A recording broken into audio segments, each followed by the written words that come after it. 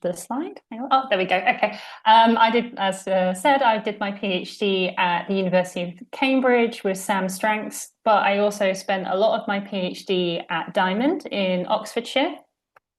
Diamond is the UK National Synchrotron, which is a particle accelerator. What it does is it accelerates electrons to close to the speed of light before injecting them into this ring. And around the ring are magnets where the electron goes through the magnetic field. It will bend its path such that it maintains this circular trajectory.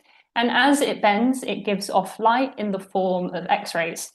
Now, these X-rays are incredibly bright and intense, and as a result, we can do some really interesting science in a very wide variety of disciplines. So, for example, some of the facilities that were used at Diamond were used by AstraZeneca to develop the first COVID vaccine. But for me, I look more at its use for material sciences and the fact that we can get very high resolution mapping. So this is in the field of plant sciences. We can see that this group here were able to map metals within plants to learn more about the distribution when these plants are subject to different diseases, for example. But you're not here today to listen about plants. You're here to listen about energy materials. So today, my talk is going to be split into three main sections. First, I'm going to describe the material I was looking at and the specific problem I've been trying to face in my PhD. Then I will move into some of the techniques that I used and the results I collected. And at the end, I'm going to link that all together and hopefully show you that we now have a better understanding of that original problem. So I look at lead halide perovskites for their use in solar cells. And more specifically, I look at triple cation lead mixed halide perovskite thin films. I look at the triple cation variation because there's a lot of literature that shows that these are more firmly and structurally stable compared to their single cation counterparts. But my research mainly focuses on the halides. And that's because when we increase the bromine to iodine ratio, we get this very interesting thing where we can increase the band gap of the material. This is a very useful process for tandem solar cells, where we can have different absorber layers that are different band gaps, such that we have a larger proportion of the solar spectrum that can be absorbed. And this will increase the efficiency of tandem solar devices. Now, that's all good. So what's the issue? Well, it lies in the wide bandgap absorber layer. We start to see this process called halide segregation. When we illuminate the absorber layer, what we start to see is the halide ions moving around and forming these iodide-rich domains, which have a lower bandgap. Radiative recombination is far more effective here. So what we see in our PL is a redshifted, very intense peak. And what this effectively does is reduce the band gap of that absorber layer, which will decrease the efficiency of the device. Also, halide segregation has been shown to induce long-term instability of devices. And that's not even the biggest problem because we understand that halide segregation is happening, but the mechanism that drives this is still very much under debate. Today, I'm only going to show you three of the mechanisms that have been proposed. There are more. The first is nucleation. So what this model suggests is that because you've got a mixture of halides, you're randomly going to get some areas where you're going to have a little bit more iodide. So your band gap is going to be slightly lower here. The thermodynamic band gap model states that the free energy of charge carriers is lower where the band gap is lower. So charge carriers are going to want to funnel to these regions that have a little bit more iodide. So your charge carrier concentration is higher here. This will set up a chemical gradient across a chemical potential gradient across your thin films. So what will happen is you'll start to attract more iodide. Then that will decrease the band gap, which will decrease the free energy, and it becomes this cyclical process where eventually we'll start to form these iodide-rich domains. The second is based off of defects within your film and the fact that we are usually illuminating on one side. So if you're illuminating on one side at the surface, your generation of electrons and holes is going to be a lot larger than towards the substrate. So say we have a defect by the surface, you're going to have more electrons being trapped in this defect, and you'll essentially set up this electric field within your film where halide vacancies will move to balance this charge, and then iodide would then fill these vacancies. This paper here shows quite nicely that if you have an electron donating passivator on the top of the film, segregation slows down very dramatically. And lastly, I'm going to introduce the redox chemistry of the halides mechanism, where they propose that when you start to illuminate these films, you are meeting the oxidation potential of iodide. So you oxidate it into iodine. Now, again, because of heterogeneities across your film, you'll have regions where there's more electron and more hole accumulation. So the iodine wants to reduce back down to iodide. So it'll go to these areas where there's more electrons, reduce it to iodide, re-enter the perovskite structure. And this is how we get the iodide domains here. So how am I hoping to contribute to this field and then hopefully clarify a bit more about these mechanisms? Well, I'm correlating PL and X-ray spectroscopy and microscopy. With PL, we get to learn more about the optoelectronic behavior of our devices. So are there areas where there's more segregation? Is this film more deflective than that film? And then we take those to the synchrotron, and using various X-ray techniques, which I'll describe in more detail later, we can learn things about the local chemical structure, environment, the elemental distribution. And by linking these together, we should hopefully have more of an understanding of the chemistry that's driving the segregation. So let's start with some PL. All of the samples I'm using have been spin coated onto glass cover slips. And whenever I am doing an illumination experiment, I have calculated it such that the charge carrier density is going to be equivalent to about a sum. Now here, for this iodide 50 bromide 50 film, we can see quite nicely the formation of these iodide-rich phases. Now, something that I haven't mentioned, but is very well reported, is that halide segregation is completely reversible. So we stop illuminating our film, and we can measure the PL intermittently. And what we see is the reduction of these iodide-rich domains and the return of the original perovskite peak. Now, what I've done here is I've calculated the center of mass wavelength for each of the PL spectra I collected and plotted it as a function of time. And we can see when we're illuminating and segregating, we are redshifting, and then when we turn the light off, we return back to the original value. Now, there are two things to pick up here. Number one, segregation is happening much faster than remixing. So that's suggesting that two different mechanisms are at play here. And the second is that the rate of change slows down as a function of time. So there must be some form of gradient driving these two mechanisms. So let's start with segregation. It's very clear here that electrons and holes clearly have something to do with segregation because it only ever happens when we are illuminating. So this is quite good evidence for the redox chemistry driving this. The fact that it's slowing down as a function of time is suggesting that we're initially forming these iodide-rich domains, and the formation of these are slowing down as they are continuing to grow. Now let's turn the light off. So we're no longer supplying any electrons and holes, no more redox chemistry is happening.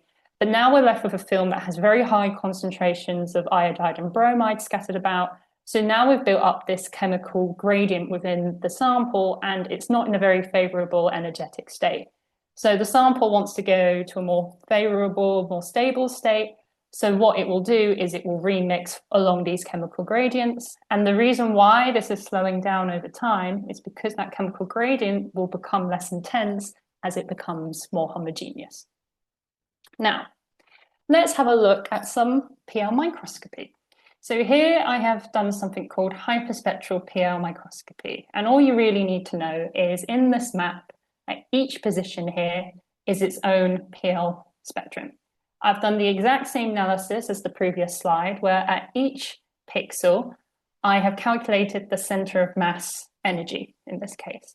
And the first thing we can see here is that our PL isn't homogeneous. There seems to be these areas here where we're more redshifted or we're at a lower energy compared to the rest of the film.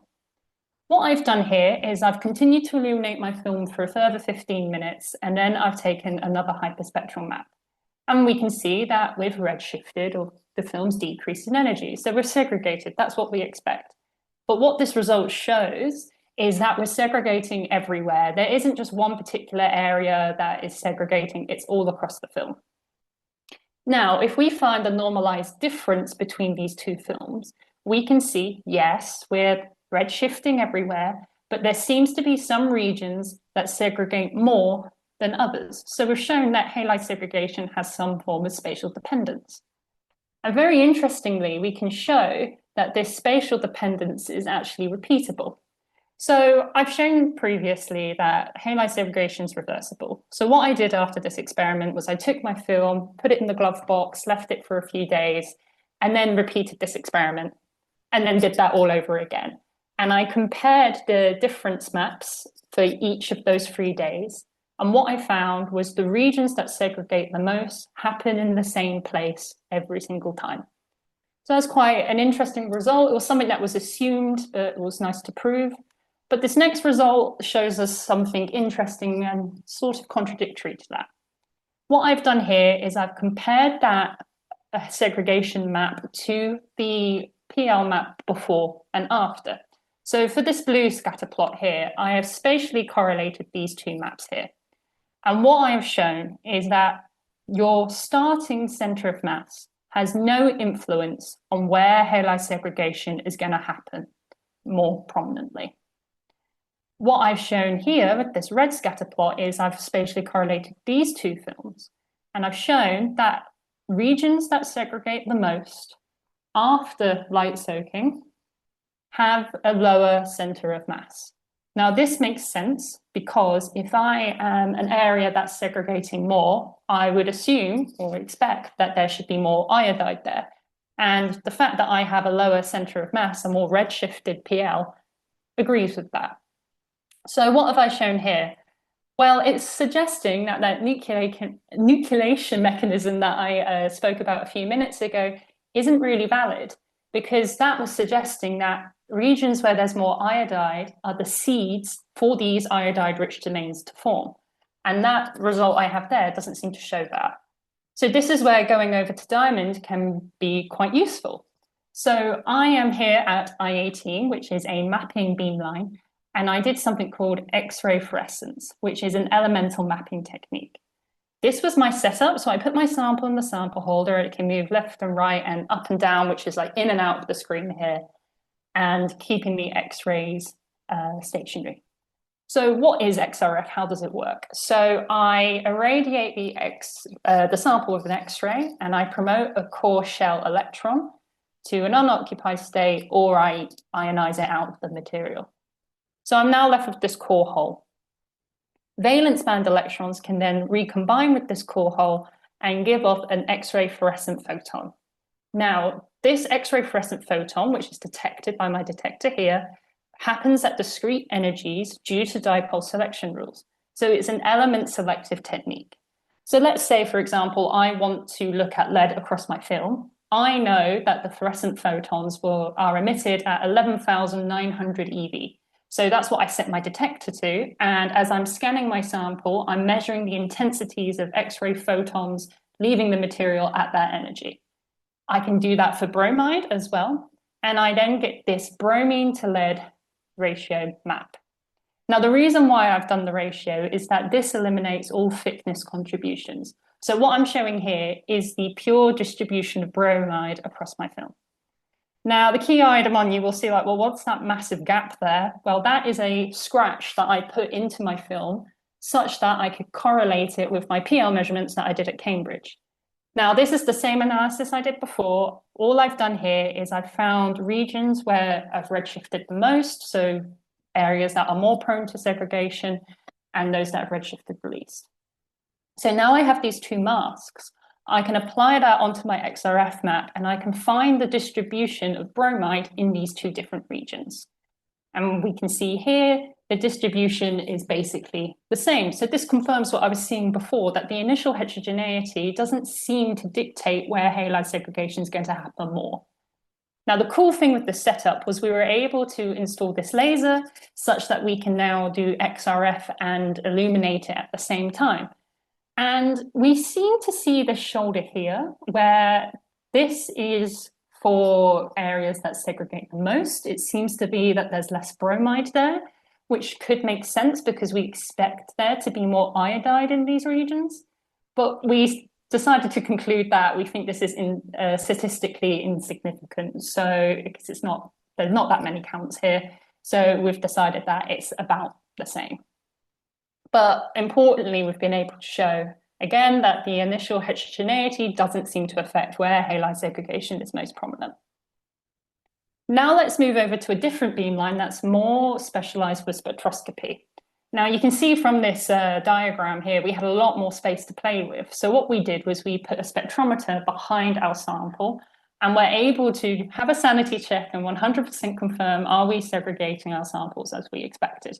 And yes, we did. So the first measurement I did here was something called X-ray excited optical luminescence. And this works off the principle of XRF that I explained a few minutes ago. So you excite your core shell electron, you now have a core hole, and a valence band electron will recombine with that and give off an X-ray fluorescent photon, but we're not actually going to measure that. What we're going to measure is the fact that we now have a hole in the valence band. So electrons in the conduction band can now recombine with this, and it gives off optical light. Now, the significance of this will become apparent in a moment. Let me show the result first. So this is it in the ground state, or before we've illuminated it, it looks like a PL peak. That's what we expect, that's good. So we then illuminate it for half an hour, and we take another measurement, and we see the exact same thing as we do in PL. And you might be well, duh, like, isn't that obvious? And I was like, well, it's actually a very important result, because in PL, we're only probing the first 10 to 100 nanometers of our 500 nanometer thick films, where with this X-ray excited luminescence, the X-rays are penetrating the entire bulk of the material. And the fact that we get the same results will suggest one of two things. Number one, these iodide-rich domains are throughout the entire bulk of the film, which is very much in contradiction to a lot of the mechanisms that I said at the start. Or number two, there's a very low concentration of these domains, much less than we originally thought, and the funding to them is incredibly dominant. So we can do one more measurement to figure this out and narrow this down, and that is X-ray absorption near edge spectroscopy. Now, this is a really powerful technique for learning about the local chemical environment and structure of the material. And here, again, it works on the exact same principle of XRF. So here is a bromine K Zane spectrum. So what I've done is I've set my fluorescence detector to detect the bromide fluorescence. And the only difference is I'm changing the incident X-ray energy that's hitting my sample. So here we can see the X-rays are going through, and then it's absorbed, and then we get these oscillations. So yeah, that's a nice looking spectrum. What does it mean? Well, let's take a step back and have a look. So I did some DFT calculations to calculate the projected density of states of a composition very similar to this experimentally collected Zanes. What we can see is that the top of the valence band is dominated by halide p orbitals. So we can see that the iodide sits slightly higher above the bromide, and the conduction band minimum is made up of lead p orbitals. Now, this is important as to why we did the bromine K edge. All you need to know is that in the K edge, we're promoting the 1s electron. And because of transition rules, S can only go to p orbitals. And because we've just shown that the band edge is made up of p orbitals, this seemed like the best choice. So now what I've done here is I've shifted the Fermi energy of these two different measurements to 0. And what we can see by overlaying them is that if I'm expecting changes in my valence band, I should see changes of my spectrum in the pre-edge region of my spectra. If I have changes in my conduction band, I'll see changes in the top of the absorption edge. So what does this look like when we're illuminating our films? Well, we will create a valence band hole, the electron will go up into the conduction band. Now let's blast our sample with some X-rays around the pre-edge energy. What we'll see is an increase of absorption because the core shell electron can fill the valence band hole. If we now increase the X-ray energy more to around the top of the edge, we should see a decrease of absorption because the core shell electron cannot go here because there's already an electron there that has been from the photo-excited electron here. And again, say for example, if we had filled all the way up to the bromine 5p orbital, we should see a decrease of absorption here. So now we know what we're expecting to see. Let's head back to B18, and we did our ground state measurement. We illuminated it for half an hour with the spectrometer. We were able to confirm, yep, we're segregating the sample. And then we did the next measurement and we saw absolutely no changes, which I will tell you after 2 days of beam time when you're very sleep deprived, I really wasn't expecting. So I was very much questioning everything I'd done so far. But we then went back in, we double checked our setup, and we knew that it was maximizing the signal to noise as much as possible. What we ended up doing was to see if we were actually sensitive to changes in the XANES, was we actually purposely damaged our sample with X-rays. And we could see that we can detect changes. So we were seeing changes in the XANES. But obviously the measurements I've done here, I did in a regime where I knew I wasn't going to be damaging with X-rays or with the illumination. So what this is suggesting is that if there are changes happening, which we know there are changes happening because we can see we are segregating, it's below the threshold limit of detection for our technique.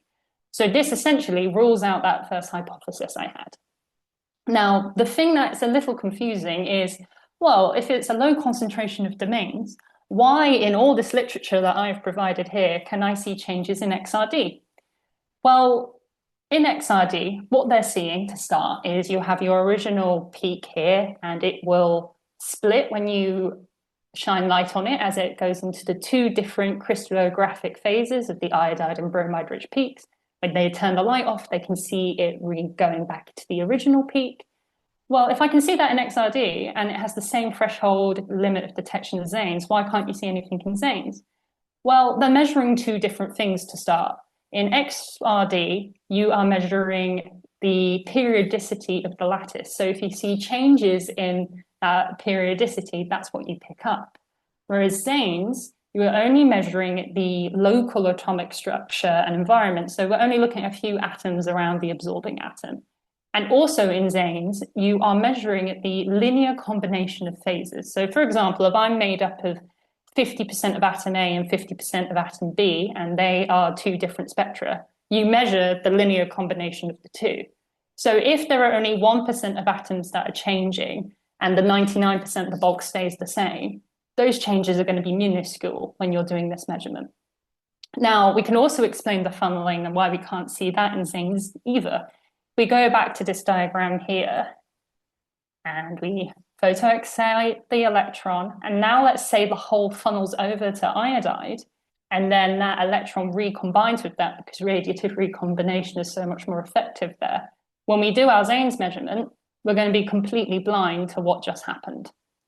So hopefully I've been able to convince you today that I have evidence for halide segregation being mediated by gradients through redox chemistry due to segregation or the thermodynamic remixing when the light is turned off. I've been able to show that there is no link to the initial heterogeneity to where halide segregation is most prominent, and there is no link towards the distribution of bromide or its local environment or structure.